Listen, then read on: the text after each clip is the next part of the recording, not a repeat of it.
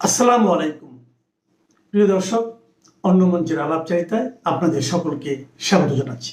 4 August 2024 সেনাবাহিনী ঘোষণা করেছিল তারা জনতা যদি ব্যাপক আকারে হাজির হয় তারা গুলি চালাবেন না। আজকে ডিসেম্বরের 6 তারিখ হোক বা 7 তারিখ হোক, যদি শেখ হাসিনা পৌঁছন তাহলে সেনাবাহিনীকে সিদ্ধান্ত নিতে হবে সেই লাখো লাখো জনতার উপরে গুলি চালাবেন। ফলে সেই সিদ্ধান্তটা এখন আর্মির টেবিলে। 5 মাস সময়, এর মধ্যে কি ঘটবে, এর মধ্যে দেশে কি ঘটবে, আন্তর্জাতিক স্তরে কি ঘটবে, অনেক কিছু দেখার বিষয় আছে। শুনলাম যে আপনাদের ওখানকার কিছু সিনিয়র সাংবাদিক তারা প্রশ্ন করেছেন শেখ হাসিনা কি আদৌ জীবিত আছেন কিনা, বা আসলে তিনি জীবিত নন। এটা তো ভারত সরকারের প্রতি বড় ধরনের একটা লাঞ্ছনা। যিনি ভারত সরকারের অতিথি, তাকে তার জীবনের নিরাপত্তা নিয়ে এরকম প্রশ্ন তোলা, এটা ভারত সরকারের বিরুদ্ধে প্রশ্ন। অবশ্যই শেখ হাসিনা ইস্যুতে আমি প্রথমেই একটি প্রশ্ন আপনার কাছে রাখতে চাই, সেটি হচ্ছে যে তিনি ভিডিও কনফারেন্সে কেন আসছেন না? তিনি ইমেইলে বিভিন্ন গণমাধ্যমের সাক্ষাৎকার দিচ্ছেন, তিনি রয়টার্সকে সাক্ষাৎকার দিয়েছেন 1 ঘন্টা ব্যাপী টেলিফোনে। এর আগে সম্ভবত আপনার সাথেও কথা বলেছেন টেলিফোনে, এবং আপনি নিজেও বলছিলেন যে তিনি খুব দ্রুত ভিডিও কনফারেন্সে আসবেন, প্রকাশ্যে আসবেন। কেন তিনি এখনো পর্যন্ত প্রকাশ্যে আসছেন না? এই প্রশ্ন এখন বাংলাদেশ থেকে অনেকেই তুলছেন। দেখুন, অনেক বিষয় তো নিশ্চিতভাবে তিনি হয়তো পর্যায়ক্রমে সিদ্ধান্ত নিয়েছেন তার রণনীতি, কিভাবে তিনি বাংলাদেশের রাজনীতি সম্পর্কে তার মত প্রকাশ করবেন। প্রথমে অডিওতে বলছিলেন, প্রথমে ইমেল মারফত তিনি সাক্ষাৎকার দিচ্ছিলেন, তারপরে তিনি অডিওতে দেওয়া শুরু করেছেন। কারণ বহু সাংবাদিক তারা এখন জানতে চাইছেন যে প্রকৃতপক্ষেই শেখ হাসিনা যদি অডিওতে, বিশেষ করে পশ্চিমা সংবাদ মাধ্যমের একটা বড় শর্ত হলো যে তারা কোনো ইমেল ইন্টারভিউ ছাপেন না। তারা যিনি ইন্টারভিউ দিচ্ছেন তার সঙ্গে তারা কথা বলে নিশ্চিত হতে চান, তবেই তারা ছাপতে পারে। যে কারণে একবার ব্লুমবার্গ তার কোনো ইন্টারভিউ ছাপেনি, কিন্তু আমি শুনেছি ব্লুমবার্গও তার ইন্টারভিউ নিয়েছে, এবং সেটা অডিওতেই ইন্টারভিউটা হয়েছে। স্বাভাবিক যারা প্রশ্ন করছেন বা যাদের মনের মধ্যে প্রশ্ন, নিশ্চয়ই ভিডিও করার ক্ষেত্রে একটা সমস্যা থাকে যে আজকালকার দিনের ভিডিও ট্র্যাকিং খুব সহজেই করা যায়, লোকেশনটা জানা যায়। হয়তো সেই নিরাপত্তার কারণে তিনি করছেন না, কিন্তু আমি জানি উনি বলেছেন যে ক্রমশই ধীরে ধীরে তিনি প্রকাশ্যে আসবেন এবং প্রকাশ্যে ভিডিও মারফত ইন্টারভিউ দিতে পারেন। আমি বলছি না সেটা কবে দেবেন। আমার মনে হয় তিনি যখন ঘোষণা করছেন যে তিনি বাংলাদেশে ফিরবেন, হয়তো তার আগেই সেই ধরনের কোনো সিদ্ধান্ত নেবেন এবং তিনি হয়তো ঘোষণা করবেন। এই প্রসঙ্গেই বলে রাখা ভালো যে আমি শুনলাম যে আপনাদের ওখানকার কিছু সিনিয়র সাংবাদিক তারা প্রশ্ন করেছেন শেখ হাসিনা কি আদৌ জীবিত আছেন কিনা। এখন এই সিনিয়র সাংবাদিকদের কাছে হাস্যকর প্রশ্ন, তার কারণ হচ্ছে যে ভারত সরকারের তিনি অতিথি হিসেবে রয়েছেন, এটা তার নিরাপত্তা, তার জীবনের নিরাপত্তা, তার শারীরিক সুস্থতা সবটাই দেখভাল করছেন ভারত সরকার। আমার মনে হয় তারা এই প্রশ্নগুলো ঢাকায় যে হাই কমিশন আছে সেখানে প্রশ্ন করলেই জবাব পেয়ে যাবে। এতদূর দিল্লি পর্যন্ত আসার প্রয়োজন নেই, এবং ওখানে বাংলা ভাষায় কথা বলতে পারেন হাই কমিশনার আছেন, তিনি জবাব দিয়ে দেবেন শেখ হাসিনার বর্তমান অবস্থান বা বর্তমান পরিস্থিতি কি। দ্বিতীয়ত, যে রয়টারের যে ইন্টারভিউ, সেই ইন্টারভিউতে দেখুন 3 জনের বাইলাইন আছে, কিন্তু একজনের নয়। একজন হয়তো কলকাতা ভিত্তিক সাংবাদিক, আর একজন ঢাকা ভিত্তিক সাংবাদিক, আর একজন লন্ডনের তাদের মূল অফিসের তার একজন, তিনি এডিট করেছেন ইন্টারভিউটা, তারও নাম দেওয়া আছে ইন্টারভিউ নিচে। ফলে এদের 3জনকে তো খুব সহজেই তারা যোগাযোগ করতে পারেন, তাদের কাছেই জেনে নিতে পারেন। মানে এটা অন্য মাধ্যমে প্রশ্ন না করে যিনি ইন্টারভিউ নিয়েছেন তার সঙ্গে বা ঢাকায় একটা রয়টার্স এর অফিস আছে, তাহলে সেখানেও তারা জিজ্ঞেস করলে তাদের এই সন্দেহ নিরসন হবে। এখন এটা থেকে বোঝা যায় একটা জিনিস, এই সমস্ত সাংবাদিক শেখ হাসিনা সম্পর্কে খুবই তারা বিব্রত বোধ করছেন। সরকার পক্ষ কিছু বলছেন না, কিন্তু সরকারের হয়ে তারা তাদের সরকারের উদ্বেগ তারা প্রকাশ করছেন, শেখ হাসিনাকে ভয় পাচ্ছেন, সোজা কথা। আপনি যখন প্রসঙ্গটি তুললেন, হ্যাঁ, এরকম অনেকেই বলছেন যে তিনি কি আদৌ বেঁচে আছেন কিনা, তিনি কেন প্রকাশ্যে আসছেন না, কেন তাকে ইমেইলে ইন্টারভিউ দিতে হচ্ছে, কেন টেলিফোনে ইন্টারভিউ দিতে হচ্ছে, টেলিফোনে ইন্টারভিউ গুলো আবার এআই দিয়ে তৈরি করা কিনা, এসব কথা কি কোনো ভিত্তি আছে? প্রথম কথা হচ্ছে আমি নিজে ওনার সঙ্গে কথা বলেছি। হ্যাঁ, এবং আমি বলবো না যে আমি ওনার সঙ্গে সাক্ষাৎ করেছি, কিন্তু আমি জানি উনি সুস্থ সবল এবং প্রতিদিন প্রতিনিয়ত প্রায় আপনি ধরতে পারেন 1 সপ্তাহ অন্তর অন্তর দেশের বিদেশের বিভিন্ন প্রান্তের আওয়ামী লীগের নেতারা তার সঙ্গে দেখা করছেন, এবং সেটা ভারত সরকারের অনুমতি নিয়েই দেখা করছেন। কয়েকদিন আগে অস্ট্রেলিয়া, লন্ডন, কলকাতা থেকে বেশ কিছু আওয়ামী লীগ নেতা তার সঙ্গে সাক্ষাৎ করে গেছেন। অনেক কেউ কেউ তো আমার সঙ্গে তারা ছবিও দিয়েছেন ফেসবুকে, কেউ কেউ দেখেছেন, দেখে ওনাকে ফোনও করেছেন। কিন্তু ফলে তারা তো নিশ্চয়ই বাংলাদেশের সাংবাদিক, ফলে তারা সেই সমস্ত নেতৃবৃন্দের সঙ্গেও তো কথা বলে দেখতে পারে। হচ্ছে প্রত্যেক নেতাই এরকম একটা অসত্য কথা বলবেন যে এআই মাধ্যমে করা হয়েছে বা আসলে তিনি জীবিত নন? এটা তো ভারত সরকারের প্রতি বড় ধরনের একটা লাঞ্ছনা। তিনি ভারত সরকারের অতিথি, তাকে তার জীবনের নিরাপত্তা নিয়ে এরকম প্রশ্ন তোলা, এটা ভারত সরকারের বিরুদ্ধে প্রশ্ন তোলা। সেই জন্য বললাম খুব সহজ উত্তর হবে রয়টার্স এর অফিস। এবং তারা তো যখন রয়টার্স এর মতো একটি আন্তর্জাতিক খ্যাতিসম্পন্ন সংবাদ সংস্থা, তার বিশ্বাস যোগ্যতা নিয়ে এরা প্রশ্ন তুলছেন, এরা কোন ধরনের সাংবাদিক আমি জানি না। এবং আপনাকে এটাও বলে, আমি যতদূর জানি আরো 1 ডজন সাংবাদিক অপেক্ষায় আছেন তার ইন্টারভিউর জন্য। তার মধ্যে সবাই ভারতীয় নন, তার মধ্যে চীন আছে, জাপান আছে, এবং চীন জাপানের সংবাদ সংস্থাগুলোর ইন্টারভিউ কয়েকদিন পর হয়তো দেখতে পাবেন না। তো আমি এটা যতদূর জানি, ফলে এতগুলো লোক সারা পৃথিবী জুড়ে একটা এআই এর সঙ্গে কথা, যারা এআই বিষয়ে অভিজ্ঞ, সোজা কথা হচ্ছে শুনুন, ডিসেম্বরে তাকে সশরীরে দেখতে পাবেন, এটা তার ঘোষণা। ফলে তখন দেখে নেবেন এআই হাঁটছে না শেখ হাসিনা সশরীরে হাঁটছে। সশরীরে তিনি হাঁটবেন বা বাংলাদেশে ফিরবেন, আমি সে বিষয়ে আসবো। তার আগে আরেকটা প্রশ্ন, যে ইন্টারভিউটি এনডিটিভিতে এবং পরবর্তীতে আবার একই বিষয়ে রয়টার্সে এলো, তারপর থেকে এই বিষয়গুলো আবার নতুন করে চালু হয়েছে, যে ভারত আসলে তাকে, মানে শেখ হাসিনাকে কোন স্ট্যাটাসে রেখেছে, তার যে যে কঠোর নিরাপত্তা দেওয়া হচ্ছে, এর রিজনটা কি? কেন অন্যদের মতো তিনি স্বাধীনভাবেও ঘোরাফেরা করতে পারছেন না? কেন তাকে একটা বিশেষ জায়গায়, একটা নির্দিষ্ট গণ্ডির মধ্যে রেখে দেওয়া হয়েছে? এবং সবচেয়ে বড় কথা হচ্ছে যে কোন স্ট্যাটাস তাকে দেওয়া হচ্ছে, এই বিষয়টা আপনি একটু ক্লারিফাই করবেন? তার স্ট্যাটাস হচ্ছে যে তিনি একটি বিদেশি রাষ্ট্রের সাবেক প্রধানমন্ত্রী, তার জীবনে সংশয় ছিল, সেজন্য তাকে এখানে আশ্রয় দেওয়া হয়েছে।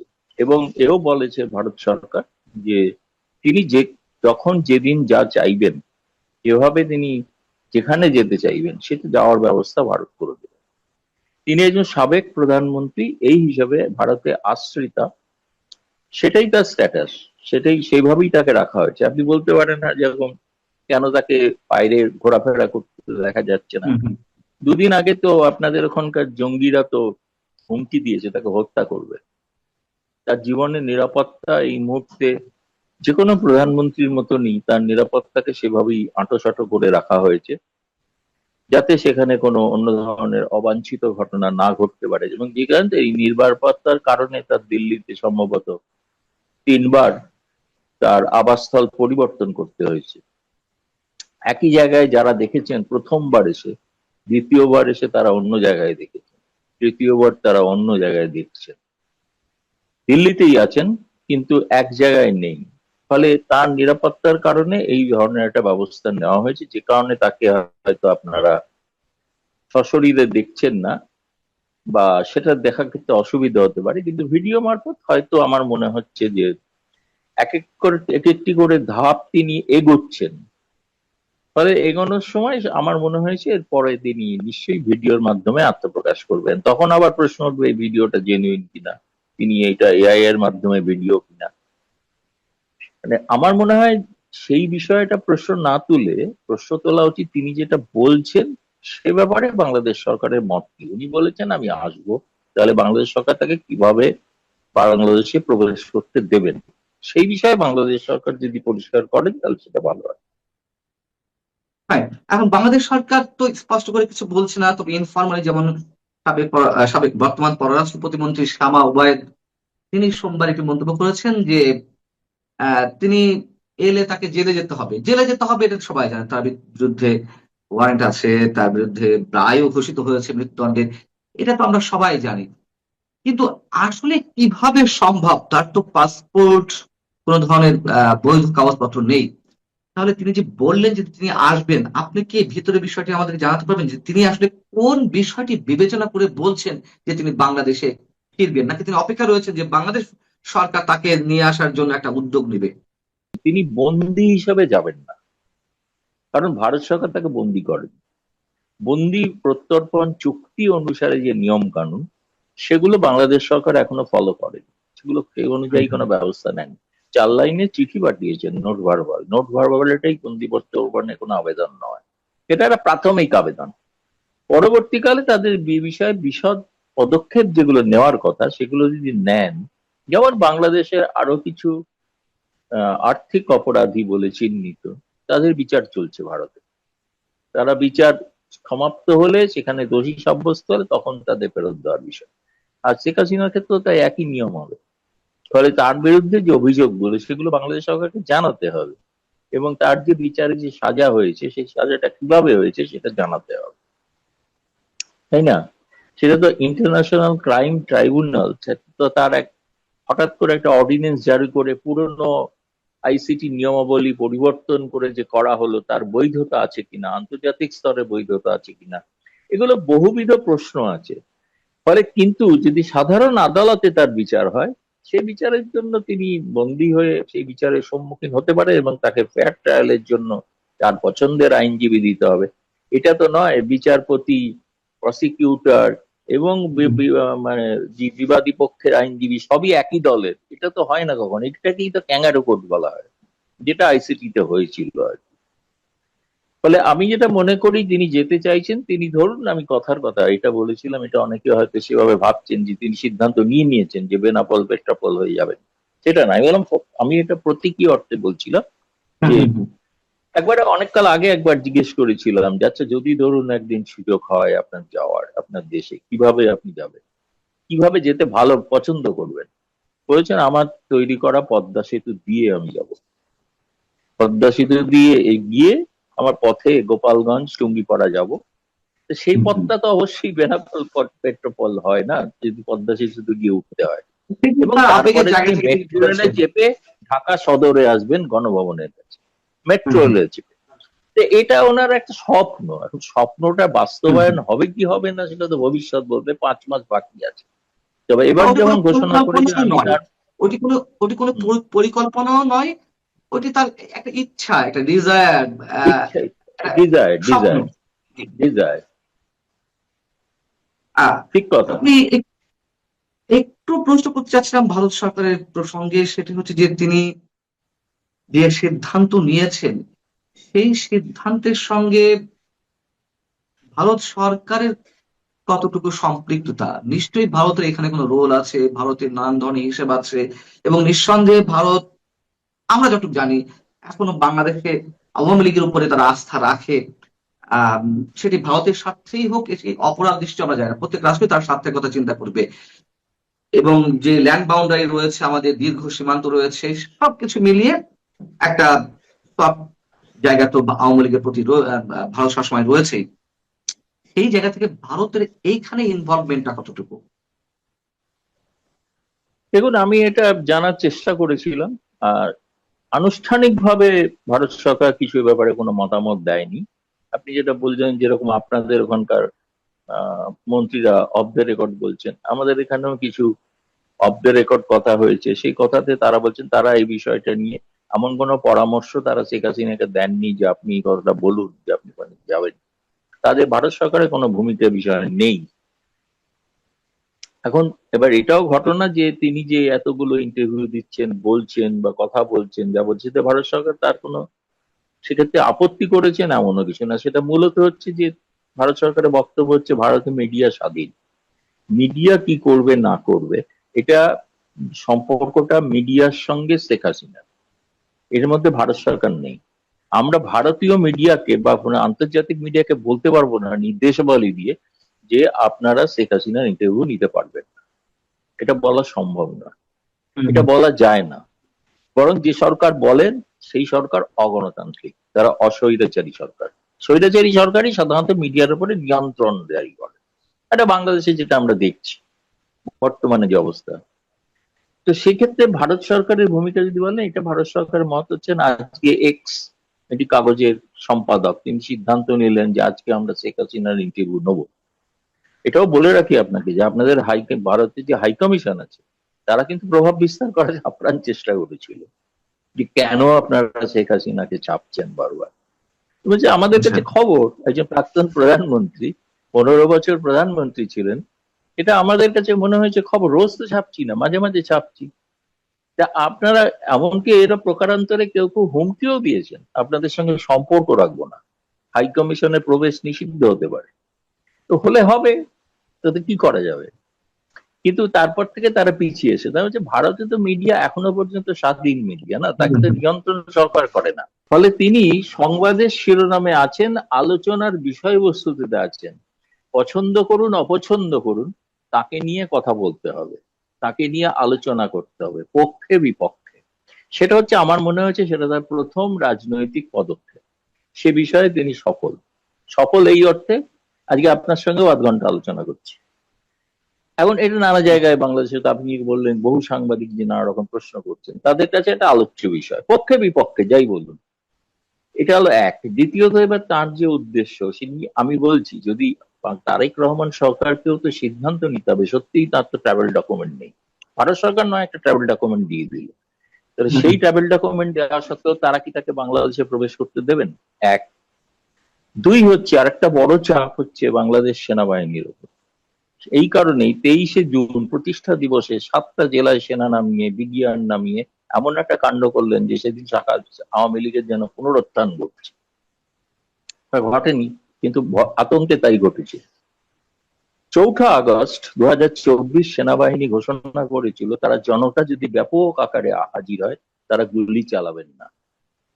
আজকে ডিসেম্বরের 6 তারিখ হোক বা 7 তারিখ হোক, যদি শেখ হাসিনা পৌঁছন, তাহলে সেনাবাহিনীকে সিদ্ধান্ত নিতে হবে সেই লাখো লাখো জনতার উপরে গুলি চালাবেন।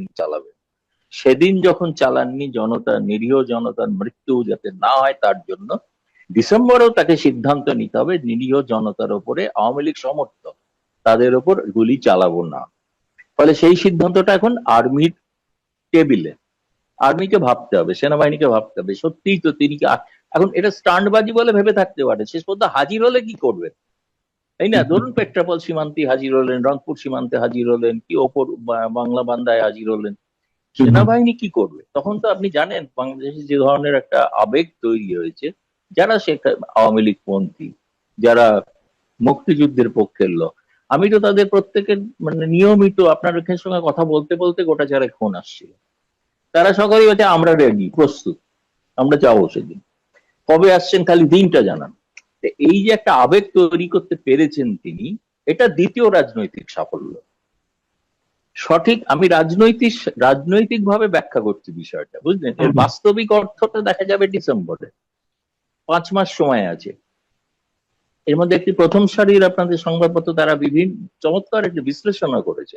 5 মাস সময়, এর মধ্যে কি ঘটবে, এর মধ্যে দেশে কি ঘটবে, আন্তর্জাতিক স্তরে কি ঘটবে, অনেক কিছু দেখার বিষয় আছে। সেই বিশ্লেষণটা আমি বলবো সেই সমস্ত জ্ঞানী গুণী সাংবাদিকরা যেন একটু পড়ে দেখেন। এটা বাংলাদেশের কাগজ, প্রথম শ্রেণীর কাগজ, তার বিশ্লেষণ। সে বিষয়টা খুব মানে একটা আমি বলবো বাস্তব ভিত্তিক একটা বিশ্লেষণ করেছে। তিনি বলেননি যে হ্যাঁ ফিরছেন, তিনি একথা বলেননি এটা স্টান্টবাজি।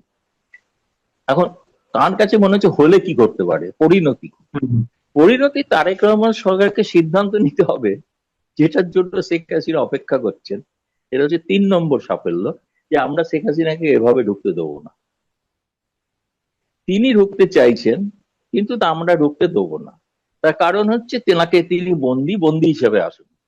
ভারত সরকার তো তাকে বন্দী করেনি, ভারত তাকে বন্দী হিসেবে দেবে না, বন্দী প্রত্যবন চুক্তি, তিনি নাগরিক হিসেবে যাবেন।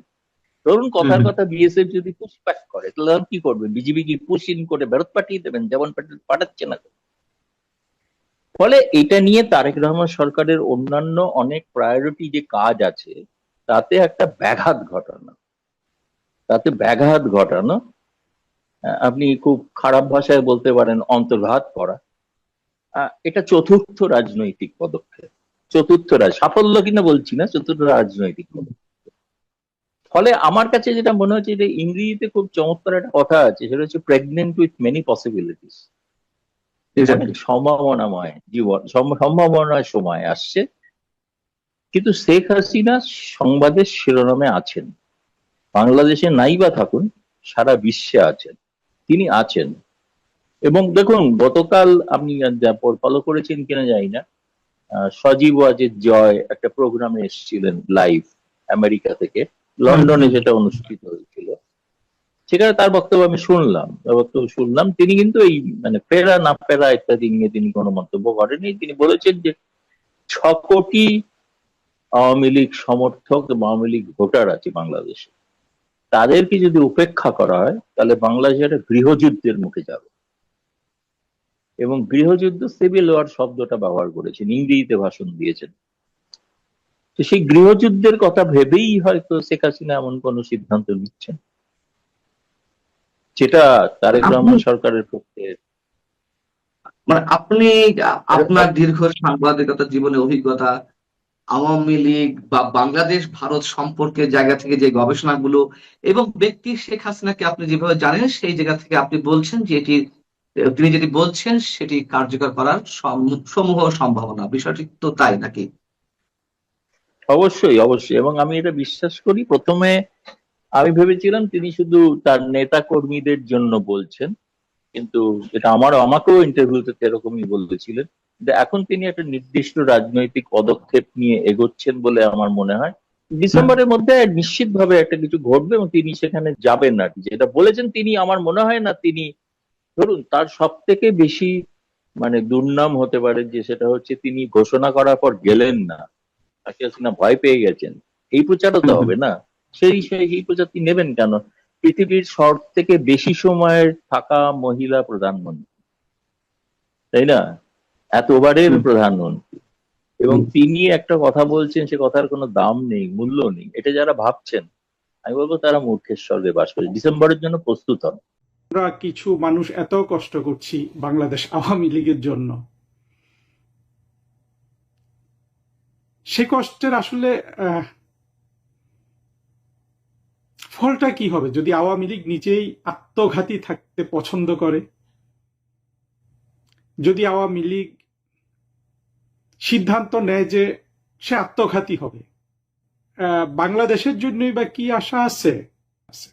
এই ভিডিওটি শুনছেন, গত 2 দিন ধরে বাংলাদেশে আওয়ামী লীগের জন্য সবচেয়ে ক্ষতিকারক হচ্ছে কোন কথাটি?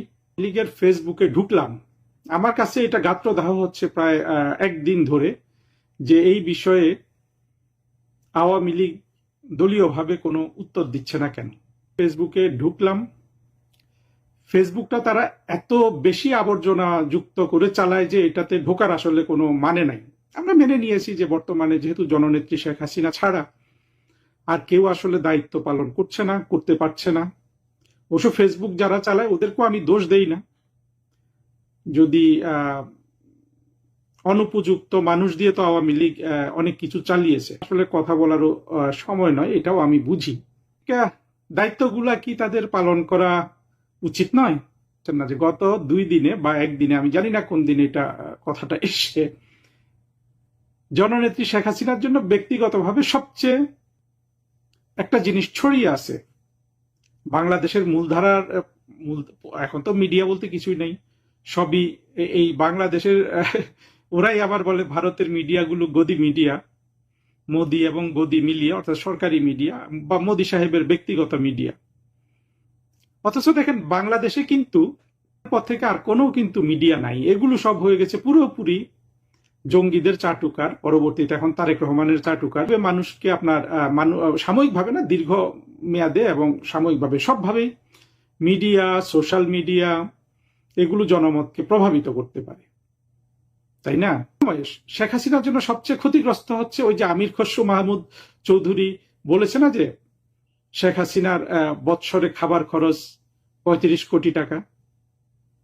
এটা নিয়ে দেখবেন যে উত্থানের উচিত ছিল, সে কিন্তু এখনো সবচেয়ে বেশি সোচ্চার। সে হলো ওই যে ইউনুস, আমাদের মার্কিন যুক্তরাষ্ট্রে বাংলাদেশের যে দূতাবাস, সেখানে যে প্রেস মিনিস্টার নিয়োগ দিয়েছে, সে কিন্তু এটাও কিন্তু অভিনব বাংলাদেশে যে সরকার দলীয় মুখপাত্র হিসাবে সে কিন্তু এখন ওয়াশিংটনের দূতাবাসের কাজ না করে অর্থাৎ তারেক রহমান সরকারের প্রেস সেক্রেটারি বা এই ধরনের কাজ করছে। জানি না, হয়তো বা তারেক রহমান এগুলো দেখে তাকে প্রেস সেক্রেটারি নিয়োগও করতে পারে।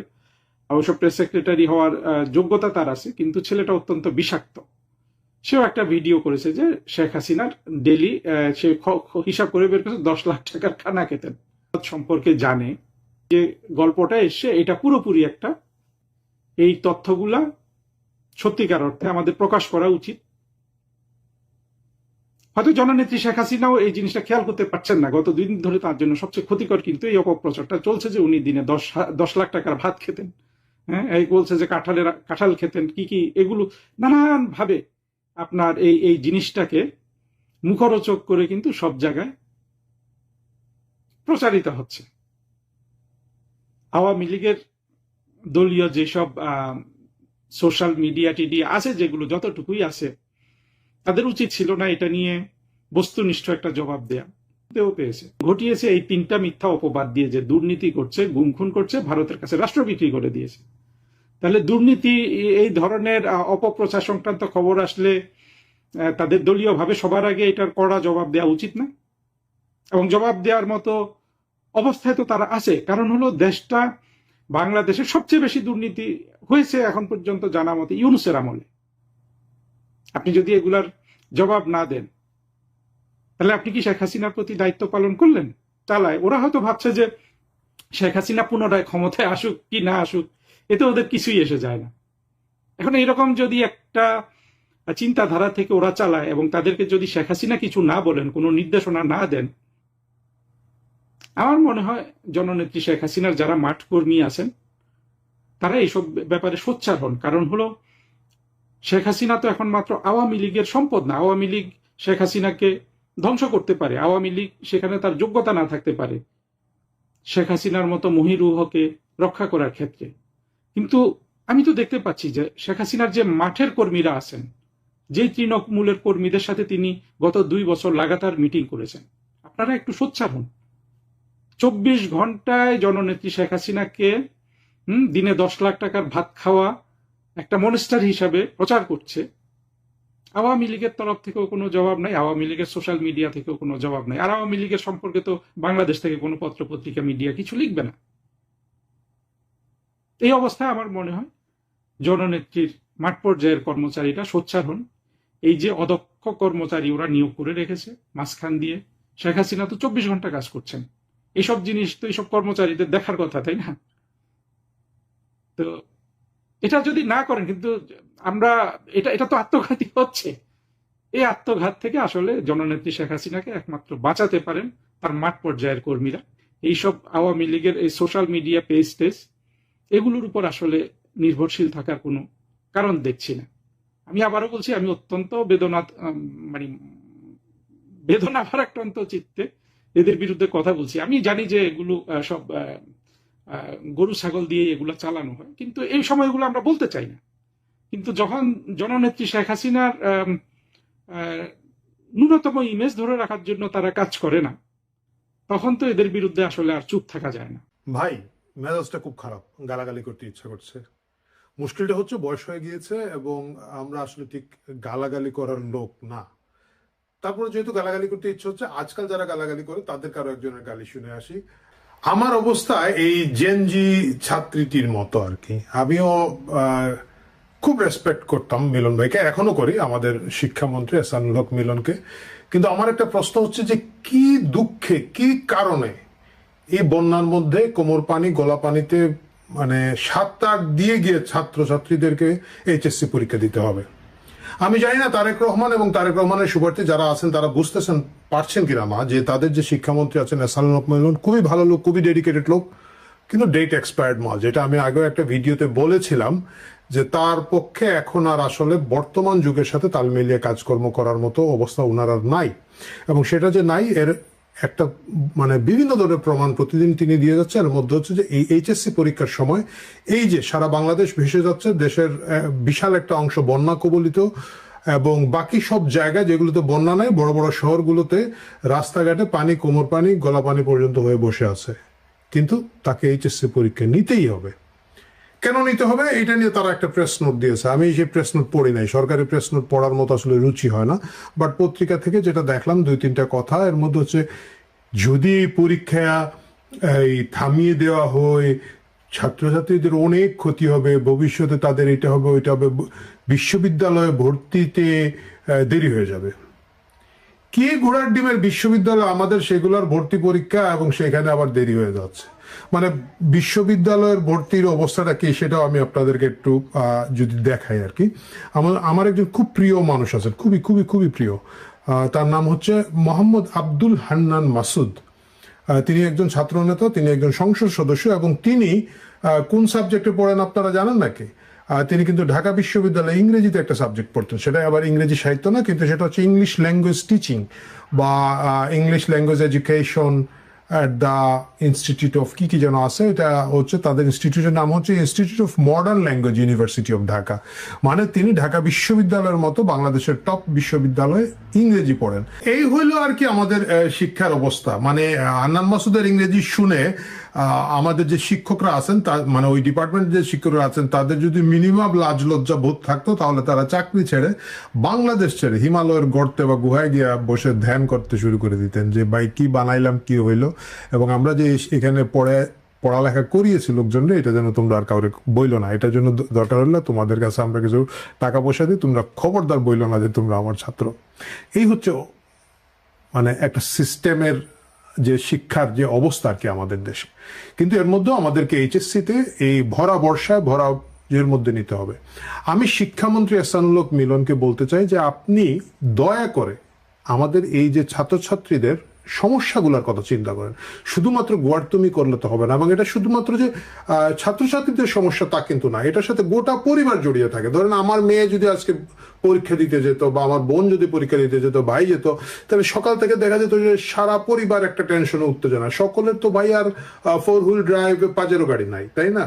তো সকালে উঠে এই বর্ষার মধ্যে এই গলির মধ্যে রিক্সা ঢুকবে না, সিএনজি ঢুকবে না, কি করব না করব, এবং কোমর পানিতে ভিজে একটা ছেলে বা মেয়ে যখন পরীক্ষার হলে যাচ্ছে, তার এতটুকু পর্যন্ত স্বেচ্ছাতা নোংরা পানিতে, তার কাছ থেকে আপনি পরীক্ষা আশা করেন। এই ধরনের অমানবিকতা, এই ধরনের গোয়ার্তুমি, এই ধরনের বেকুবি, এই ধরনের স্টুপিডিটি, এটার কোনো মানে হয় না। আপনারা যে কড়াকড়ির ভাব দেখাচ্ছেন, I agree with this one. লেখাপড়া কড়াকড়ি করতে হবে, লেখাপড়া আহ্লাদের কিছু নাই। লেখাপড়ার সর্বশেষ আহ্লাদ আমরা দেখেছি জাতির মুক্তি ত্রাতা ডক্টর মোহাম্মদ ইউনূস। উনি এসে বলছে এইচএসসি পরীক্ষায় দেওয়ার দরকার নাই, যা অটো পাস। তো উনি অটো পাস করে দিচ্ছে, 2-3টা কলেজের কিছু লোকজন গিয়ে সচিবালয়ে ধমকাধমকি করেছে, এবং তখন তো তাই হতো, সেটা হয়েছে। কিন্তু এই তুলনায় আপনার এইচএসসি পরীক্ষা নেন, কিন্তু এর মানে এই না যে একেবারে মানুষকে বিপদে আপদের মধ্যে ফেলে করতে হবে। বরঞ্চ আমাদের এই ছাত্রছাত্রীদের কিভাবে সুবিধা করে দেওয়া যায়, এই জিনিসগুলো ভাবা উচিত। যেমন ধরেন ঢাকা বিশ্ববিদ্যালয় সহ অন্যান্য বিশ্ববিদ্যালয়গুলোতে যে ভর্তি পরীক্ষা হয়, আদৌ এই ভর্তি পরীক্ষার প্রয়োজন আছে কিনা এটা নিয়ে এখন সিরিয়াসলি দেখার বিষয়। পাশ্চাত্য দেশগুলোতে আমরা তো দেখতে পাচ্ছি এখানে প্রেডিক্টেড গ্রেড, মানে কলেজ বলে দিচ্ছে যে ফার্স্ট ডিভিশন পাবে, সেকেন্ড, মানে তাদের তো আর ফার্স্ট ডিভিশন সেকেন্ড ডিভিশন নাই, যেটাই হোক এই স্কোর পাবেন। এইটার উপরে তারা কিন্তু কন্ডিশনাল অফার লেটার বিশ্ববিদ্যালয়গুলো থেকে পেয়ে যাচ্ছে। বিশ্ববিদ্যালয়গুলো বলছে ঠিক আছে, তোমার যদি নম্বর এত হয় তাহলে তুমি আমার এই সাবজেক্টে তুমি ঢুকতে পারবা। এবং বিশ্ববিদ্যালয়গুলো ক্ষেত্র বিশেষে অনেক বিশ্ববিদ্যালয় ভাইভা নিচ্ছে, মৌখিক পরীক্ষা নিচ্ছে, কিন্তু তারা মানে একটা কন্ডিশনাল অফার দিয়ে রাখছে, এবং রেজাল্ট বের হলে যদি দেখা যায় যে সেই রেজাল্ট ঠিক আছে, তাহলে কিন্তু অটোমেটিক ভর্তি হয়ে যায়। এই ধরনের একটা সিস্টেম বাংলাদেশে চালু করতে হবে। রাষ্ট্র সরকার পড়ালেখা করাচ্ছে একটা বাচ্চাকে স্কুলে 10 বছর, তারপরে কলেজে 2 বছর, 12 বছর পড়ানোর পরে রাষ্ট্রের আর একটা প্রতিষ্ঠান বিশ্ববিদ্যালয়গুলো সে পড়ালেখার একের বিন্দুমাত্র দাম দেয় না। আচ্ছা, দিল না, ভর্তি পরীক্ষার দরকার, মানলাম, আমি এটাকে আমি প্র্যাকটিক্যালি নিলাম আমাদের দেশের বাস্তবতা। মাঝখানে আওয়ামী লীগ সরকার একটা খুব চমৎকার জিনিস শুরু করেছিল, যে গুচ্ছ ভর্তি পরীক্ষা। মানে সবগুলো বিশ্ববিদ্যালয়কে তারা চেষ্টা করছিল যে একসাথে একটা ভর্তি পরীক্ষা হবে। মুশকিলটা হচ্ছে কি, সেই ইচ্ছা চালু করা যায় না, কারণ হচ্ছে ওই যে স্বার্থের টানাপোড়েন আছে, দ্বন্দ্ব আছে, অনেকগুলো কাহিনী আছে। একইভাবে আওয়ামী লীগের যেরকম মোহাম্মদ জাফর ইকবাল স্যারের মতো লোক আছেন যারা গুচ্ছ পরীক্ষা নিয়ে চিৎকার চেঁচামেচি করেছেন, আবার সেইখানে ভিসি কি একটা ভিসি ছিল না যেটার জন্য মোহাম্মদ জাফর ইকবালে কি বলা যায় সদগা দিয়ে দিল আওয়ামী লীগ। যাই হোক, ওই ভিসির নাম এগুলো গুরুত্বপূর্ণ নাম না। যাই হোক, এই ধরনের গুচ্ছ পরীক্ষার চেষ্টা করা হচ্ছিল। এখন মাঝখানে হয়েছে কি, দেশ স্বাধীন হয়েছে তো আবার নতুন করে দেশ স্বাধীন হয়ে সবই স্বাধীন হয়েছে। ইভেন যে বিশ্ববিদ্যালয়গুলা এই গুচ্ছ পরীক্ষার ভিতরে ছিল, আমি শুনলাম যে তারাও অনেকে বেরিয়ে যাচ্ছে।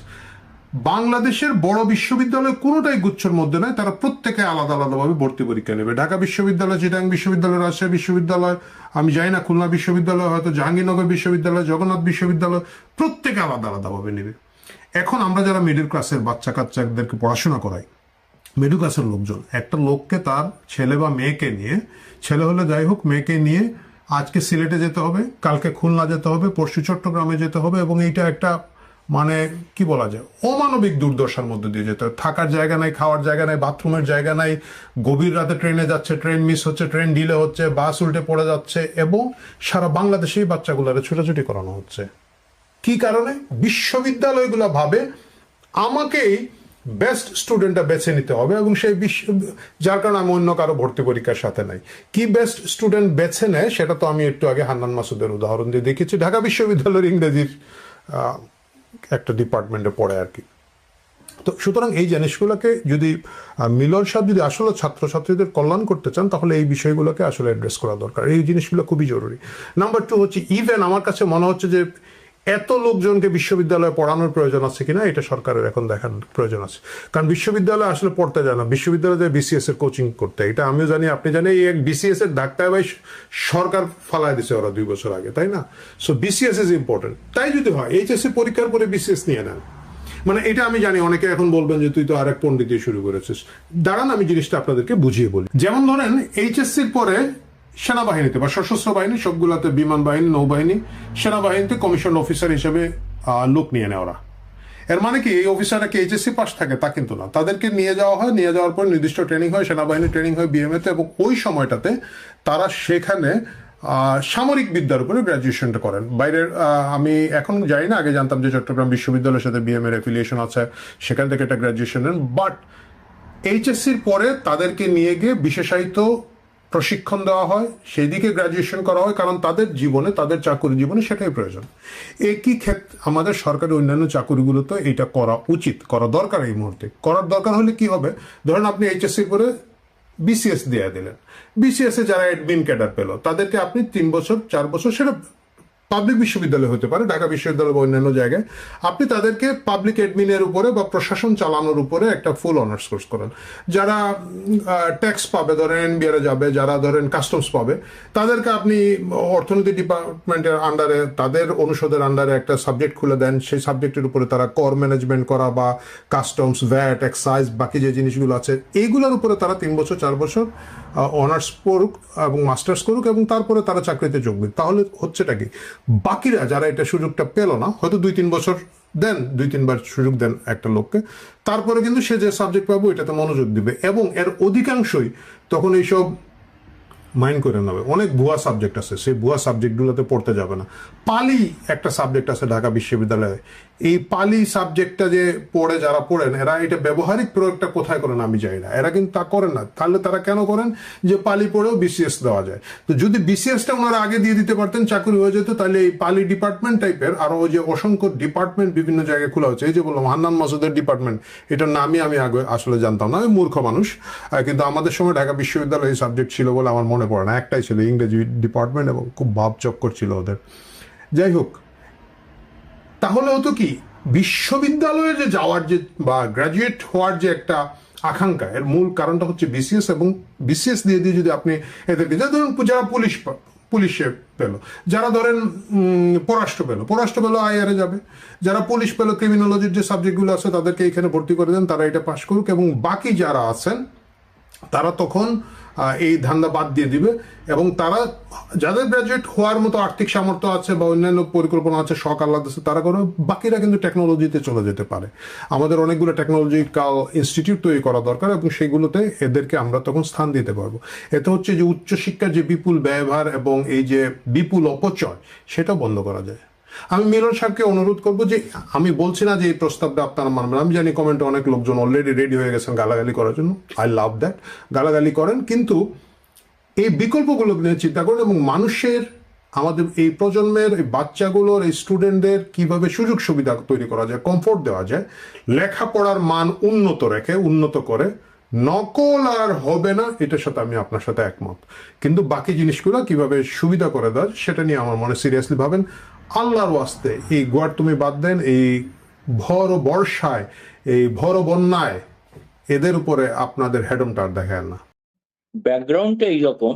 প্রথম কথা হচ্ছে, আমি যখন ওনাকে ইন্টারভিউ নিয়েছিলাম, উনি তখন বলেছিলেন আমি অবশ্যই বাংলাদেশে ফিরবো। আমি এও জিজ্ঞেস করেছিলাম কবে ফিরবেন, উনি বলেছিলেন সময় সুযোগ পরিবেশ জেনে তারপরে বলবো।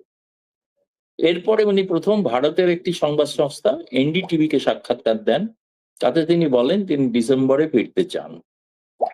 রয়টারের যে ইন্টারভিউ যেটা হয়েছে, এবং আপনাকে বলে রাখি রয়টারের পর আরো অনেক বিদেশি মাধ্যম তার ইন্টারভিউ নিচ্ছে, যেগুলো প্রকাশিত হবে। রয়টার বলে একটু ক্রেডিবিলিটি বেড়েছে আর কি, যেহেতু পশ্চিমা সংবাদ মাধ্যম, যারা একসময় শেখ হাসিনার অত্যন্ত সমালোচক ছিলেন আর কি।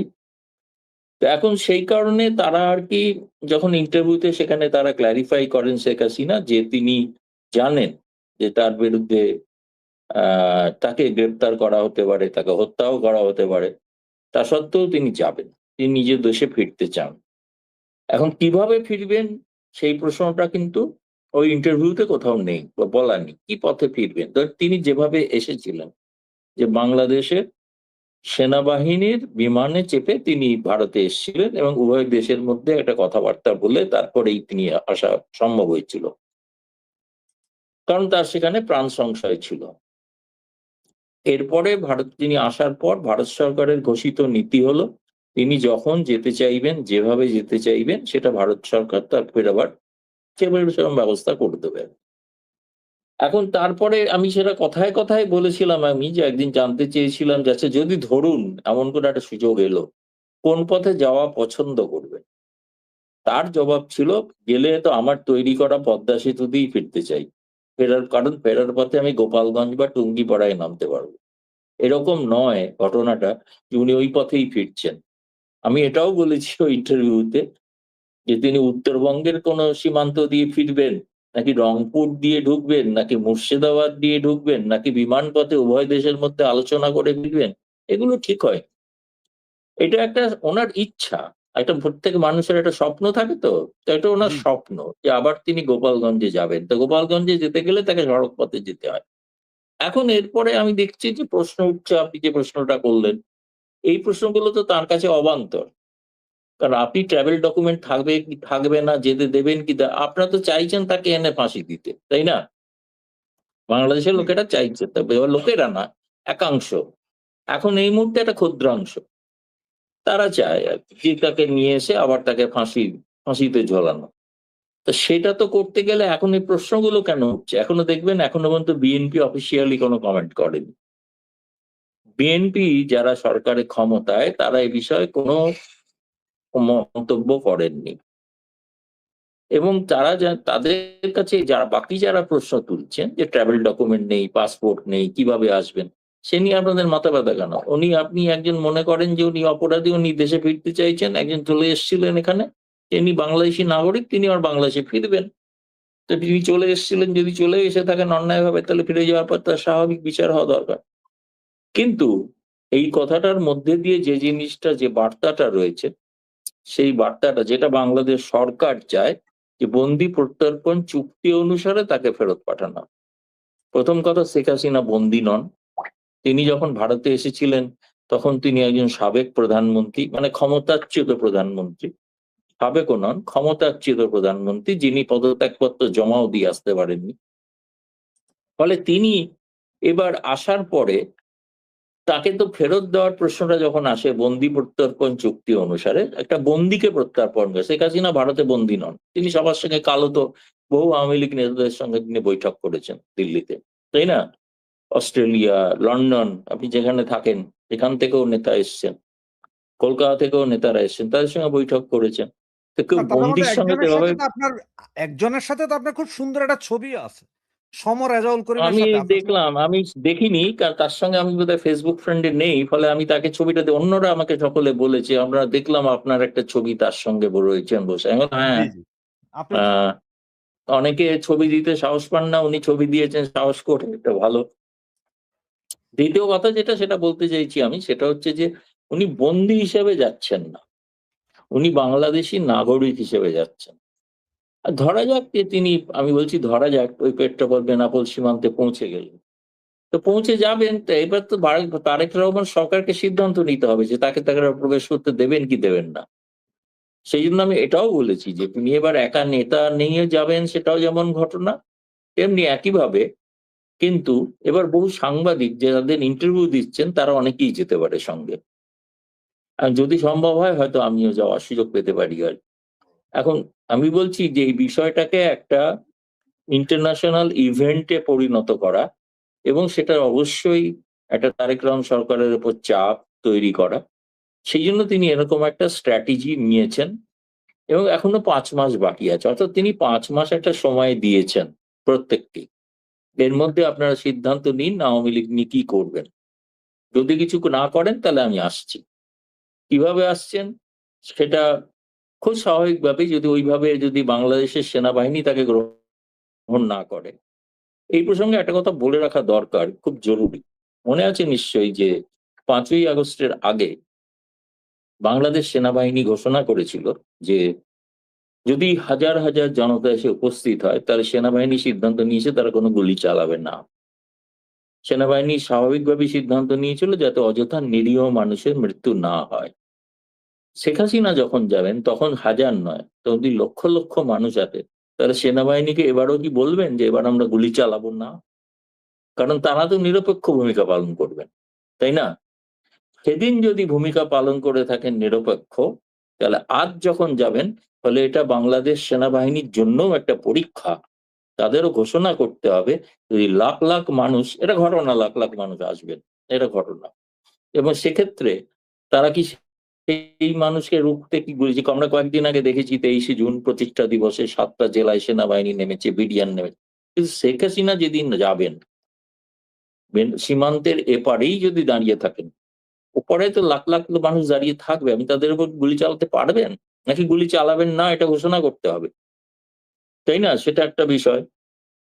ফলে আমার কাছে এই বিষয়টা খুব অদ্ভুত মনে হয়েছে যে আহ আমার মনে হয় যে এটা আপাতত ভাবে আমি বললাম। এখন দ্বিতীয় অন্য কোনো প্রশ্ন থাকলে বা তারপরে আমি আসছি।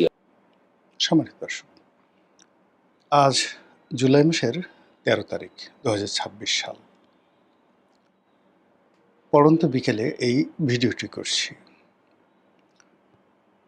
11 তারিখ এবং 12 তারিখ এই দুদিন সারা বাংলাদেশে মুষলধারে বৃষ্টি।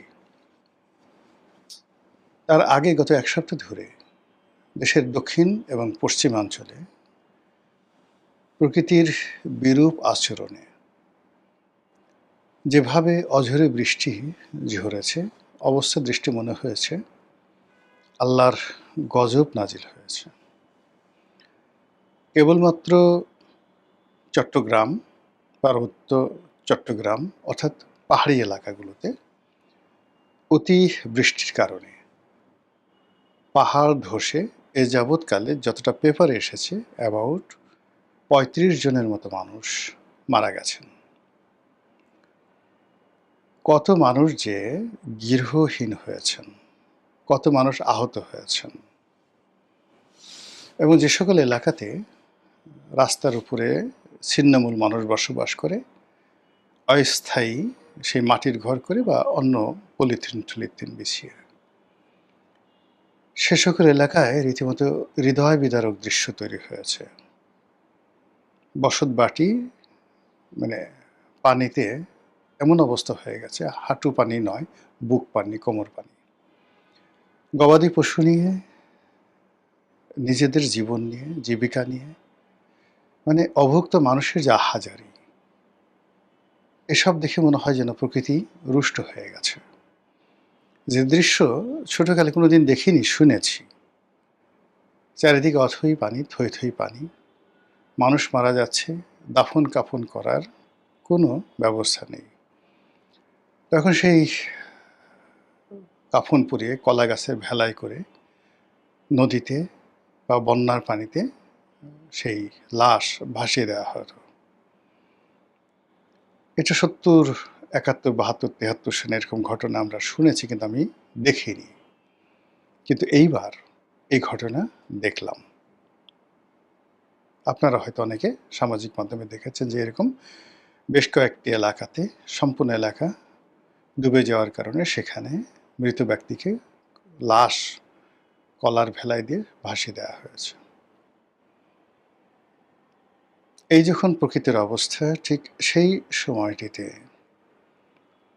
রাজনীতির অঙ্গনে অভিনয়, মোনাফিকি, বাদরামো, অমানবিক কর্মকাণ্ড চরম অবস্থায় পৌঁছে গেছে। এরকম প্রাকৃতিক যখন দুর্যোগ আসে, যখন মানুষ হেদায়েতের পথে থাকে, তখন তারা বিনম্র আচরণ করে, তওবা করে, আস্তাগফিরুল্লাহ পড়ে, ভয় পায়, আল্লাহর কাছে আত্মসমর্পণ করে এবং যতটা সম্ভব ক্ষমা সুন্দর দৃষ্টিতে প্রতিপক্ষকে দেখে। কিন্তু এই যে প্রকৃতির বিরূপ অবস্থা, যখন মানুষ না খেয়ে মরছে, হতাশা চারিদিকে, তখন ত্রাণ বিতরণের নামে যে অভিনয় চলছে, যে বন্যার্তদের দেখতে যাওয়ার নাম করে যে সকল ঘটনা ঘটছে, তারপরে এই প্রাকৃতিক দুর্যোগের মধ্যেও সরকারের বিভিন্ন সংস্থা, ব্যক্তি, প্রতিষ্ঠান যে কর্মকাণ্ড করছে, তাতে করে যে কোনো সুস্থ মানুষ এই দৃশ্য দেখলে অসুস্থ হয়ে যাবে।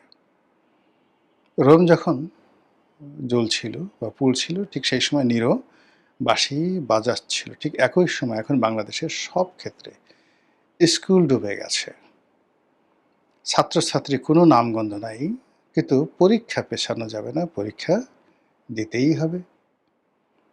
এরকম মানে বিশ্রী বিশ্রী সব ঘটনা। দেশের যখন এই অবস্থা, তখন আপনাকে সেলফি তুলতে হবে। এই সময়টার মধ্যে আপনাকে সেই ফ্যামিলি কার্ড বিতরণ করতে হবে। প্রচণ্ড ঝড় বৃষ্টির মধ্যে পুরো দক্ষিণাঞ্চল যেখানে তছনছ, সেখানে গিয়ে আপনাকে সেই ফ্যামিলি কার্ড বিতরণ করতে হবে। এবং সেই কাজ করতে গিয়ে মানে বরিশালের গৌর নদী বা আগলঝরা এলাকাতে একটা বাজার আছে, মহাসড়কের উপর বাটাজোর বাজার। সেই বাজারে প্রধানমন্ত্রী গিয়েছেন একটা অনুষ্ঠানে, ছোট্ট একটা গ্রাম্য অনুষ্ঠান। ওই অনুষ্ঠানে, এত ছোট অনুষ্ঠানে প্রধানমন্ত্রী তো দূরের কথা, একটা ইউনিয়ন পরিষদের চেয়ারম্যানও এত ছোট অনুষ্ঠান করেন না। এবং সেই অনুষ্ঠানের একটি ভিডিও ক্লিপ ইন্টারনেটে ছড়িয়ে পড়েছে।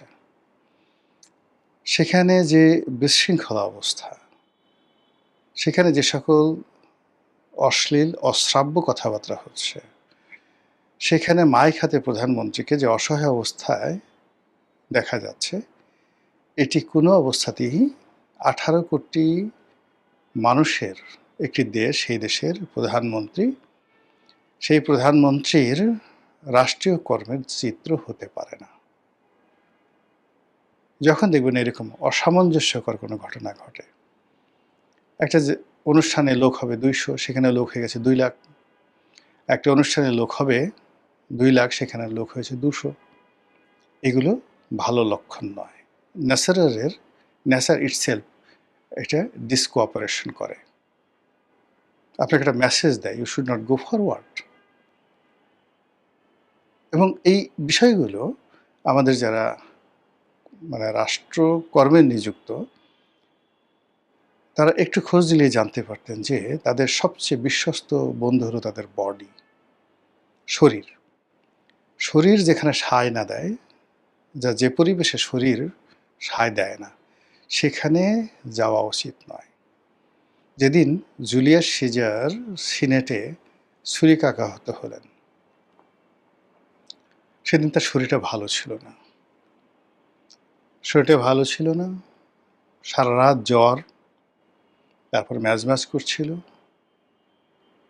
তো তিনি যেতে চাচ্ছিলেন না, কিন্তু তার যারা লোকজন আছে তারা খুব জোর করে তাকে সেদিন সিনেটে পাঠালো, এবং তিনি সিনেটে গেলেন ওই অসুস্থ শরীর নিয়ে, এবং ওখানে ব্রুটাস তাকে মেরে ফেলল। জিয়াউর রহমান যেদিন নিহত হন, সেদিনও তিনি ছিলেন ক্লান্ত, বিধ্বস্ত। রাত্রি 2টো পর্যন্ত তিনি ক্যান্টনমেন্টে, চিটং ক্যান্টনমেন্টে ছিলেন। তো ক্যান্টনমেন্টে যারা পরস্পর বিরোধী সেনাবাহিনীর কর্তারা ছিলেন, তাদের মধ্যে বিরোধ ছিল, সেগুলো নিষ্পত্তির চেষ্টা করেছেন। তার আগে চট্টগ্রামের রাজনৈতিক যারা নেতৃবৃন্দ ছিলেন তাদের সঙ্গে বৈঠক করেছেন, সেখানেও কোনো ভালো ফলাফল আসেনি। ক্লান্ত হয়ে, বিধ্বস্ত হয়ে তিনি সার্কিট হাউসে গেছেন। ফজরের আজানের সময়টাতে নর্মালি তিনি উঠে যান নামাজ পড়ার জন্য, কিন্তু সেদিন তিনি উঠতে পারেননি। আজান কানে বাজছিল, কিন্তু অন্য সময় যেভাবে তিনি উঠেন আজানের সঙ্গে সঙ্গে সেদিন উঠতে পারেননি। সেই ক্লান্তি এবং বিধ্বস্ত অবস্থায় আততায়ীরা সার্কিট হাউসে আক্রমণ চালায়। তো উনি যদি সেই রাতেই বুঝতে পারছেন যে আমার বডিটা সিগন্যাল দিচ্ছে না ঠিক মতো, অথবা তিনি যে চট্টগ্রাম যেদিন যাচ্ছিলেন অঝোরে বৃষ্টি হচ্ছিল, সিগন্যাল ব্যাড সিগন্যাল, তার চট্টগ্রামে যাওয়াটাই ঠিক হয় না, তিনি জোর করে সেখানে গিয়েছেন প্রকৃতির বিরুদ্ধে। এখন বাংলাদেশের যে প্রকৃতি এই জুলাই মাসে, জুলাইটা শুরু হলো, গত বছর জুলাইতে এমন ছিল না, তার আগের বছর জুলাই তো পুরোটাই প্রকৃতি জনগণের পক্ষে, রাজনীতিবিদদের পক্ষে করে দিয়েছিল 2024 সনের জুলাইটি। আর 2025 সনের জুলাইটি অতটা গ্রেসফুল ছিল না, কিন্তু এইবারের মতো ছিল না। এইবারে জুলাই শুরু হওয়ার আগেই শুরু হয়ে গেল জুলাই সিডিআই। সেটি নিয়ে কত লঙ্কা কাণ্ড, সেটা বন্ধ হয়ে গেছে। তারপরে শুরু হলো প্রাকৃতিক দুর্যোগ, তারপরে শুরু হলো রাজনৈতিক দুর্যোগ, শেখ হাসিনা দেশে আসবেন, এরপর আরও নানা কর্মকাণ্ড। এর প্রেক্ষিতে সরকারি দলের মধ্যে নানা রকম বিভক্তি। এক নেতা বলছেন যে আওয়ামী লীগ যে সকল ইয়াবা ব্যবসা করত, চোরাচালানি করত, টাউটারি বাটপারি করত, এখন তা বিএনপির এক শ্রেণীর নেতারা সেই কাজগুলো করছে। পার্লামেন্টে বসে এক এমপি আর এক এমপিকে বলছে আপনার বাড়ির সামনে দিয়ে ইয়াবার চালান আনা নেওয়া হয়। বোঝার চেষ্টা করুন যে ভিতরে জাস্টিস সাত্তারের আমলে যে বিরোধ ছিল, বিসংবাদ ছিল মন্ত্রী এমপিদের মধ্যে, তার চেয়ে কি এখন কম আছে না বেশি আছে? যারা ভিতর আছেন তারা বুঝতে পারবেন। সুপ্রিম কোর্ট থেকে সেক্রেটারিয়েট, সব জায়গাতে এলোমেলো অবস্থা। পুলিশের মধ্যে সর্বকালের নিকৃষ্ট অস্থিরতা চলছে। পুলিশ এখন যা কিছু ঘটছে পুলিশ ধারণ করতে পারছে না। একের পর এক বিভিন্ন আওয়ামী লীগ ট্যাগ দিয়ে, একের পর এক যাকে বলা হয় স্বাধীনতার পক্ষের শক্তির ট্যাগ দিয়ে, একের পর এক বিএনপি বিরোধী ট্যাগ দিয়ে, যেভাবে পুলিশের সমস্ত দক্ষ অভিজ্ঞ কর্মকর্তাদেরকে ঝেঁটিয়ে বিদায় করা হচ্ছে, পুরো পুলিশ বাহিনী ফাঁকা। খালি জায়গাতে যাদেরকে নিয়োগ দেওয়া হচ্ছে খুব অল্প সময়ের জন্য। জনাব আরিফ নামক একজন এই পুলিশের এসপি কর্মকর্তা, সে তো সরাসরি সাংবাদিক নাজমুস সাকিব তার সাথে যে সাক্ষাৎকার দিয়েছেন, সেখানে যে সকল কথাবার্তা বলেছেন রীতিমতো লোমহর্ষক। অন্যদিকে গত 17 বছর ধরে পুলিশের যে সকল বড় বড় কর্তারা সাফার হয়েছেন, তারা এই জমানাতে এসে একটা পোস্ট পোর্টফোলিও পেয়ে 6 মাসের বেশিও তারা ভোগ করতে পারেনি, এর মধ্যেই তাদেরকে বিদায় করে দেওয়া হয়েছে। আর নতুন নতুন জায়গায় যারা আসছে, এরা বিএনপি করবে কিভাবে? এরা নয় জামাত করে, নয় আওয়ামী লীগ করে। এর কারণ হলো ধরুন এডিশনাল এসপি থেকে এই অল্প 2 বছরের মধ্যে একটা ছেলে যদি ডিআইজি হয়ে যায়, তাহলে রিক্রুটমেন্টটা হয়েছিল কবে, কোন আমলে হয়েছিল, কিভাবে হয়েছিল, সে আওয়ামী লীগ হয় কি করে, সরি সে বিএনপি হয় কি করে, এই অবস্থায় পুলিশে। সিমিলারলি একটা রাষ্ট্রকে চালায় সেই সিভিল সার্ভিস। সেই সিভিল সার্ভিসের সেক্রেটারি থেকে শুরু করে উপসচিব পর্যায়ের যারা ডিসি র্যাঙ্কে ছিল, পাইকারি হারে প্রথমে ওএসডি, তারপরে চাকরিচ্যুত, এবং আরও সামনে চাকরিচ্যুত করার প্ল্যান চলছে। 2018 সনে যারা ডিসি হিসেবে নিয়োজিত ছিলেন তাদের সবাইকে ওএসডি করে রাখা হয়েছে। আর এই সময়টিতে যারা এসপি ছিলেন, খুব মানে কয়েকদিন আগে এরকম 37 জন না 38 জন কর্মকর্তাকে চাকরি থেকে অব্যাহতি দেওয়া হয়েছে। কাজে ওই সময়টাতে যারা ডিসি ছিলেন তারা হয়তো কেউ এডিশনাল সেক্রেটারি হয়েছেন, কেউ হয়তো জয়েন্ট সেক্রেটারি হয়েছেন, তো তাদের সবাইকে ওএসডি করে রাখা হয়েছে। ওএসডি করে রাখার পর এখন তাদেরকে দেখা গেল যে তাদেরকে চাকরিচ্যুত করা হবে, এরকম একটা আতঙ্ক ছড়িয়ে পড়ছে। তো আতঙ্ক ছড়িয়ে পড়ার কারণে তারা পারিবারিকভাবে, মানসিকভাবে, সামাজিকভাবে তছনছ হয়ে গেছে। 2018 সনে আমি নির্বাচন করেছি। আমি ওই সময়টাতে এসপি, ডিসি তাদের দ্বারা, টিওনোর দ্বারা, ওসি দ্বারা মারাত্মকভাবে অপমানিত, লাঞ্ছিত হয়েছি। শুধু আমি না, বিএনপির 300 এমপি হয়েছেন। কিন্তু এত কিছুর মধ্যে যেটা হয় যে কিছু কিছু কর্মকর্তা যারা নিজেরা তাফালিং করেছেন অগ্রগামী হয়ে, কিছু কিছু কর্মকর্তা চুপ ছিলেন, কিছু কিছু কর্মকর্তা নীরব থাকতে বাধ্য হয়েছেন, আবার কিছু কিছু কর্মকর্তা গোপনে সাহায্য সহযোগিতা করেছেন। এটা সত্য কথা। এখন আপনি শাস্তি দিবেন, শাস্তি দেওয়ার জন্য আপনি দেখেন যে আসলে কোন লোকটি অন্যায় করেছে, ঘুষ করেছে, দুর্নীতি করেছে, আওয়ামী লীগের তাফালিং করেছে, ইত্যাদি ইত্যাদি সব কিছু। যেমন ধরুন 2018 সনে আমার সাথে খুব আচরণ হয়েছে, কিন্তু তখন যে ডিসি ছিল সেই ডিসি তেমন কিছু করেনি, অনেকটা প্রফেশনাল। এসপি খুব বেশি তাফালিং দেখায়নি, কিন্তু একটা এডিশনাল এসপি ছিল, ও মাই গড, ওকে দেখে মনে হতো জয়নাল হাজারি। সে পারলে আমাদের যে এমপি প্রার্থী ছিলাম, আমাদের পাছার করে বুটের লাথি মারার জন্য সে সারাদিন মিলিটারি মানে যুদ্ধের যে গাম বুট আছে ওইগুলো পরে থাকতো।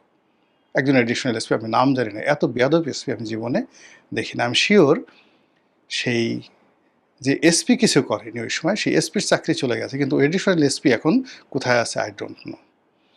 আবার দেখুন আমার সময়টাতে 18 সনে পটুয়াখালীতে যে এসপি ছিল সেই ডিসি ছিল, one of the finest man, ভদ্রলোক মানুষ, তাকে হয়তো ওএসডি করা হয়েছে, কিন্তু তারপরে একজন ডিসি গেছে, আমার নামটা মনে আসছে না, যে ডিসি আমার বাড়িটা ভেঙে দিছে। ওখানে আওয়ামী লীগ, বিএনপির যত নেতা ছিল, কামাল সম্ভবত সেই ডিসির নাম বোধহয় কামাল, এরকম কিছু একটা হবে, নরসিংদী বাড়ি, পাগলা টাইপের। পুরো পটুয়াখালীর 4টি সংসদীয় এলাকাতে বিএনপির যত মানে এমপি প্রার্থী ছিল, যত নেতাকর্মী ছিল, সবার বাবার নাম ভুলে দিচ্ছে নির্বাচনের পরপর। এবং ওখানে যে যারা আওয়ামী লীগের পান্ডা ছিল, সেই পান্ডাদের সাথে একসাথে বসে যত রকম অপকর্ম আছে সব একসাথে করত। আচ্ছা, এখন সে কোথায় আছে? তাকে কি ওএসডি করা হয়েছে? সম্ভবত না, হয়তো সে বহাল তবিয়তে এডিশনাল সেক্রেটারি হয়ে গেছে, আমি জানি না, আই ডোন্ট নো। তো এইভাবে আমার বক্তব্যটা হলো যে আপনারা যদি শাস্তি দিতে চান কাউকে, তদন্ত করেন, তারপরে বিচার করেন, বিধি মোতাবেক তাদেরকে শাস্তি দেন। কিন্তু গণহারে, পাইকারি হারে যদি দেওয়া হয়, তাহলেই হবে কি, পর্দার আড়ালে নানা রকম খেলা হবে। আমাদের দেশে যখনই কোনো একটা সরকারের পরিবর্তন হয়েছে, এটার পেছনে প্রথমত কলকাঠি নেড়েছে সামরিক বাহিনী, দ্বিতীয়ত কলকাঠি নেড়েছে সচিবালয়, সেক্রেটারিয়েট। এখন এই বর্তমান সরকার এসে সেনাবাহিনীতে ব্যাপক পরিবর্তন হয়েছে, তারপর পুলিশে ব্যাপক ব্যাপক পরিবর্তন হয়েছে, আর সচিবালয়ে রীতিমতো কান্নার রোল পড়ে গেছে। আর এই শক্তিগুলো যখন একটি রাজনৈতিক সরকারকে ডিসকোঅপারেশন করে তখন কি হয়? আপনি দেখেন এর আগে এরশাদের পতন হয়েছে, জেনারেল নুরুদ্দিন তাকে সাহায্য করেনি। বেগম জিয়ার পতন হয়েছে, একবার জনতার মঞ্চ হয়েছিল, সচিবালয় থেকে সমস্ত অফিসাররা বের হয়ে এসেছিল। দ্বিতীয় দফায় বেগম জিয়ার পতন হয়েছিল, সামরিক বাহিনী তার কথা শুনেনি, মঈনুদ্দিন ফখরুদ্দিন। এইবার শেখ হাসিনার পতন হলো বিকজ এইবার সামরিক বাহিনী শেখ হাসিনার কথা মতো গুলি চালাতে রাজি হয়নি, আর গুলি চালানোর মতো অবস্থা তাদের ছিল না। এই কারণে একটা বাহিনীকে শক্তিশালী করার জন্য যে ট্রেনিং দরকার, শেখ হাসিনার সমস্ত ফোকাস ছিল পুলিশকে কেন্দ্র করে। আর্মিকে সে পুরো সময়টাকে অবহেলা করেছে, তাদেরকে সুযোগ দিয়েছে, সুবিধা দিয়েছে যেন তাদের ভুঁড়ি বাড়ে, যেন তাদের যুদ্ধ করার ক্ষমতা কমে যায়, যেন তাদের লোভ হয়, তারা ব্যবসা বাণিজ্য পায়, বড় বড় পোর্টফোলিও পায়। জাতিসংঘ মিশনে যাও, টাকা উপার্জন করো, রেশনে আসো, বিভিন্ন দূতাবাসে কাজকর্ম করো, এই রাস্তা বানাও, গাড়ি বানাও, কন্ট্রাক্টারি করো, কিন্তু বন্দুক তুলে নিও না। আর সেই কাজ করার ফলে কি হলো, এই সুশৃঙ্খল বাহিনীটি এরকম একটা পরিস্থিতি মোকাবেলা করার মতো যে সাহস দরকার, নেতৃত্ব দরকার, এটা শেখ হাসিনার জমানাতে এক জেনারেল ওয়াকারুজ্জামানকে দায়ী করলে হবে না। এটা ছিল না, ট্রেনিংগুলো হয়নি। আপনি গোলাবারুদ নিয়মিত তাদেরকে সরবরাহ করা হতো না, তাদেরকে সারা বছর তাদের কাছে অস্ত্র থাকতো কিনা আমার সন্দেহ। আমরা শুনতাম যে অনেক অস্ত্রের পিনগুলো খুলে কোতে রাখা হতো, অস্ত্র থাকতো কিন্তু ওই যে ফায়ারিং পিন তাদের ছিল না। আমি এগুলো শুনেছি এই সমস্ত কথাবার্তা। তো সেই বাহিনী কী করে এরকম একটা পরিবেশ পরিস্থিতি মোকাবেলা করবে? এবং সেই অবস্থা আর্মিদের মধ্যে যে ট্রমা, সেটা এখনও আছে। এখন আর্মিকে গালাগালি করা হচ্ছে, এখন তাদেরকে তুচ্ছ তাচ্ছিল্য করা হচ্ছে, কিন্তু তারা যে পুরো জিনিসটি অতীতের মতো করে হ্যান্ডেল করবে, এটা এই 17 বছর কন্টিনিউয়াসলি তাদেরকে অবদমিত করার পর আবার এখন এই জমানাতে যখন আর এক দফা চাকরিচ্যুতি সমস্ত সিনিয়র জেনারেল আপ টু কর্নেলের উপরে পর্যন্ত যত পদ পদবি আছে সবগুলোকে ট্যাগ দিয়ে আপনি তাড়িয়ে দিলেন। আমান আজমির মতো লোকদেরকে আপনি প্রমোশন দিলেন, ভূতাপেক্ষা প্রমোশন দিলেন, অনেক লোককে আপনি খুব বেশি প্রমোশন দিয়ে সামনে এগিয়ে নিয়ে আসলেন। ফলে ওখানে যে ভ্যাকুয়ামগুলো তৈরি হয়েছে, এই ভ্যাকুয়ামগুলো যত বেশি হবে ততই পর্দার আড়ালে খেলাধুলা বেশি হবে, নানা রকম দুর্ঘটনা ঘটবে, নানা রকম অর্শনের সংকেত দেখা দেবে, অবিশ্বাস দেখা দেবে, এবং রাষ্ট্র পরিচালনা এবং রাজনীতির যে স্বাভাবিক সৌন্দর্য আছে, স্বাভাবিক রিদম আছে, এগুলো থাকবে না। মহান আল্লাহ আমাদের সবাইকে হেদায়েত দান করুন এবং হেফাজত করুন। আসসালামু আলাইকুম রহমতুল্লাহি ওয়া বারাকাতুহু।